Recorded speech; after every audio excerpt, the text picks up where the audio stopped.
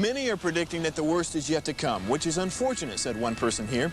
Until now, they've enjoyed the reputation of being the nation's icebox. Watched a burglar in his home this morning by webcam. As a journalist of over 25 years, stories are what make my world turn. Reporting live from the Dallas newsroom tonight, Jeff Crilley, Fox 4 News. But in 2008, I took the jump from my familiar life and started a PR firm from my home. We're talking about anyone with a camcorder like the one I'm using becomes a television network. We started slowly growing the company, and we now have over 100 clients, and we've branched into the world of live digital broadcasting. I now own 8 different TV studios and have a huge team, and the stories that I now get to share are sometimes the most important of my life.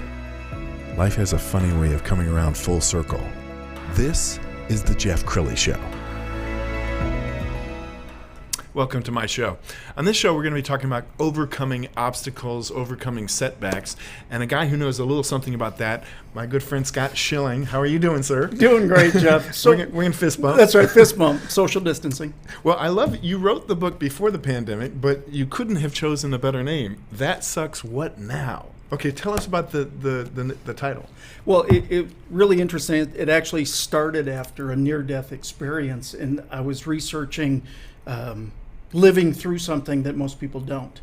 And I didn't like any of the answers. And I said, if somebody is going to also live through it like I have, they need better answers. So I started documenting the book. Well, I kind of got stuck. I don't know. I know when you've written books, you get to a point, and I was stuck on the title. And I was talking to a buddy of mine, and he said, what's the book about? And I told him about this and this and this and this. He goes, I never knew all that stuff happened to you. And I said, well, you don't wear all your butt kickings on your sleeve. You don't tell everybody about everything. He said, man, but you fought through. I've never noticed anything.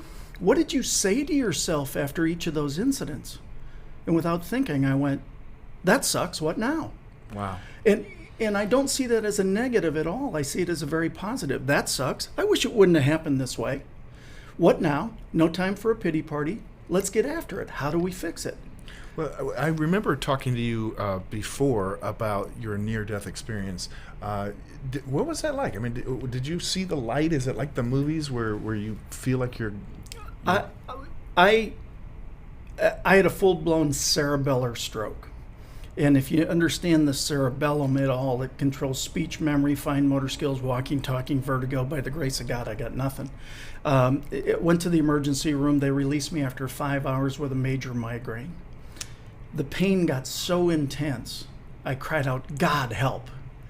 And I heard an audible, drop to your knees. And I dropped to my knees and I prayed. And after I prayed, I went to climb back into bed, and I climbed onto a cloud. Wow. Total peace, zero pain. I've never felt it before. I've never felt it since. Straight to sleep. It was just absolutely amazing, but I knew that I was saved by the hand of God. And while I didn't see the white light and some of the things that people report, there was this peace, because my prayer was, Lord, I've been teaching your plan and timing is perfect for the last couple of years now. I don't pretend to understand this plan or timing. I don't believe your plan is to call me home, and I don't believe your plan is to maim me or disable me. So I'm choosing to believe your plan is to wake me up. Duly noted. You got my attention. And that I'm supposed to use this event to serve and save myself and others physically and spiritually for the rest of my life. And I ask for your wisdom going forward that I implement that appropriately. And if that's not your will for my life, I just want you to know whatever you got for me, I'm good with. Wow. Climbed on the cloud. Amazing. I've got to tell you that this is one of the most amazing speakers I've ever heard.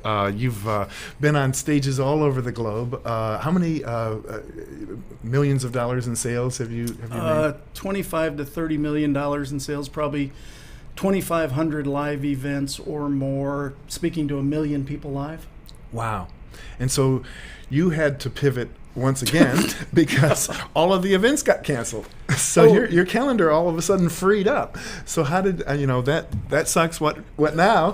How did you deal with that? Well, that's really part of what the book is about. It's about reinvention.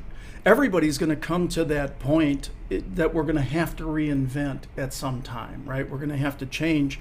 And what I realized is all of a sudden my messaging was different.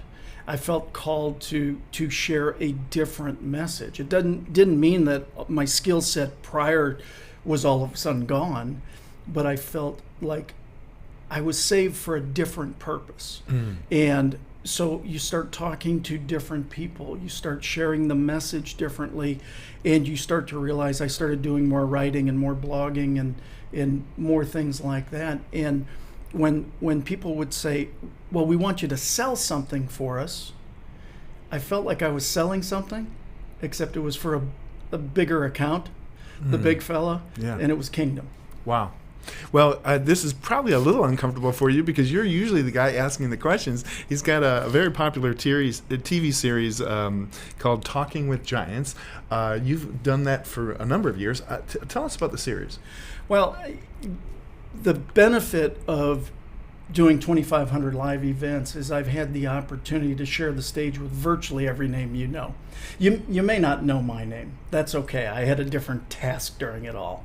But I got to know, I was very blessed to share the stage with Colin Powell and Susie Orman and Stephen Forbes and Tom Hopkins and Jack Canfield. And in fact, Jack wrote the foreword to my book.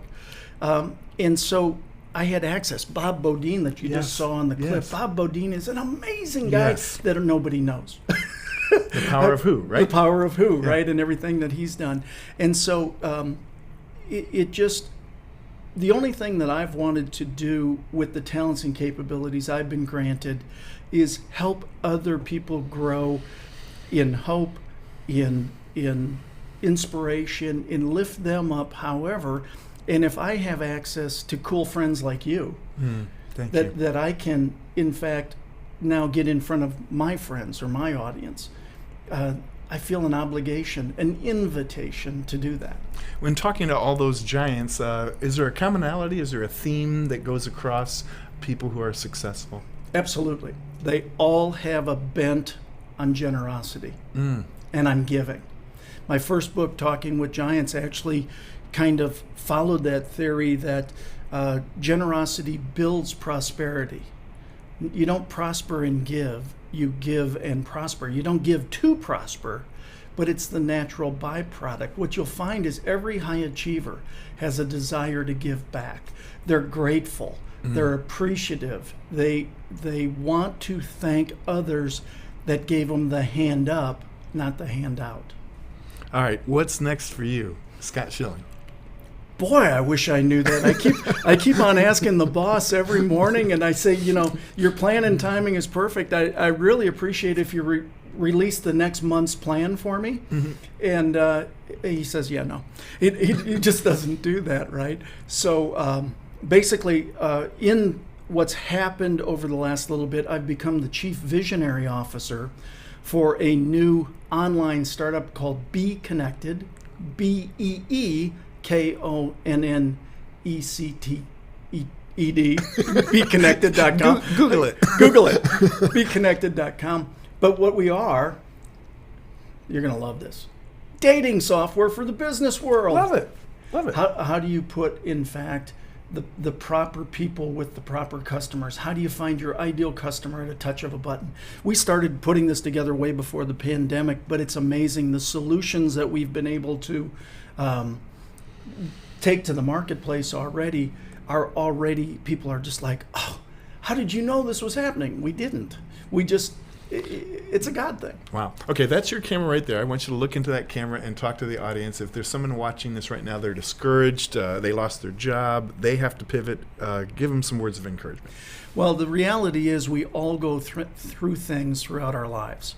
And the vast majority of time, we have zero understanding. I used to teach that God's plan and timing is perfect and that we rarely understand it. I don't teach it that way anymore.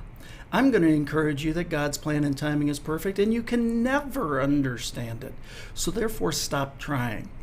Understand, and really the premise of That Sucks, What Now?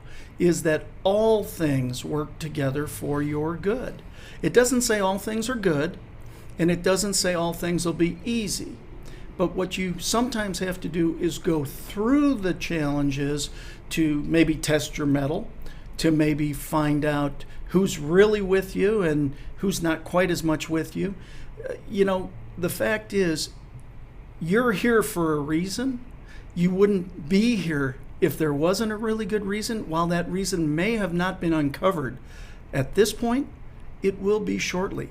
Keep pressing forward. Know that you've been perfectly and uniquely built to do amazing things. You got this. Wow, that's wonderful. You do have the heart of a preacher. And this comes from a preacher's kid. Okay, so the website, we're going to put it up. ScottSchillingOnline.com is the website. Please reach out to Scott for all of your speaking, coaching needs and get a copy of his book. Thank you for coming on the show. My pleasure. Thanks for the opportunity. You bet. That's it from now. We'll see you next time.